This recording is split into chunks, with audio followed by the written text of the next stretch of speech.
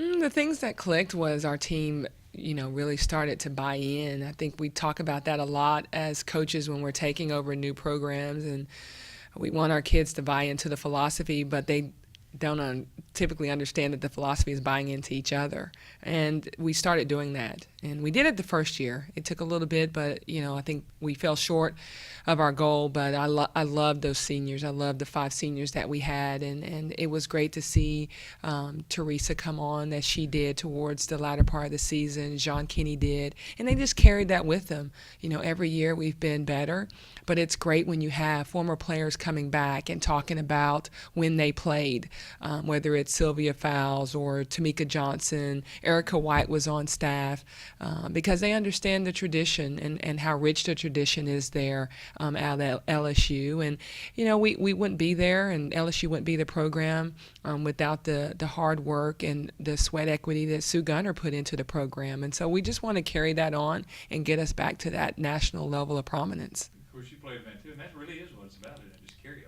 It is. It is. It really Every is. team has their own identity, but there's also carryover. Yeah, and then making sure that this team, they know that we can be the best. Getting them to understand that we can be one of the best teams in the country. And once they started believing that, they started playing like it. And then once they started playing like that, they started winning. And so hopefully they carry that on with them. What do you like about this one that you see? And I know it's early, but like pickup ball workouts, you can kind of get a sense, right? Yes, I like the fact that we can score the basketball. We have a lot of different weapons.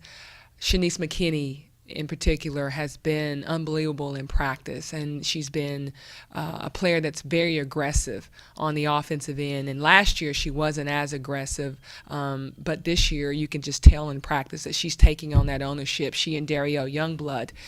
So that's going to allow Teresa Plaisant's job to be a little bit easier because they're going to take a little bit of that pressure off of her.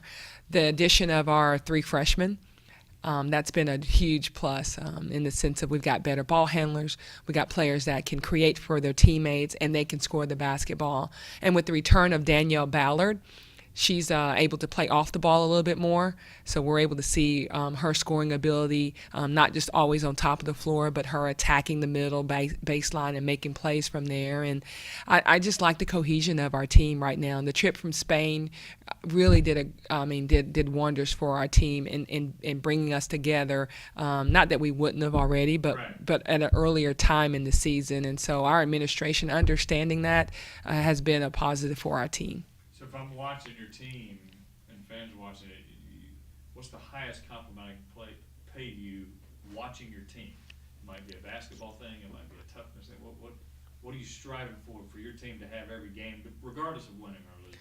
Well, every game, the number one thing is we want to make sure that we understand that we're women playing this basketball game, and we want to make sure that we represent the program with great sportsmanship, making sure that we put a product on the floor that our fans and community will be proud to say, I'm going to come back and support you win or lose because you put everything that you had into that game.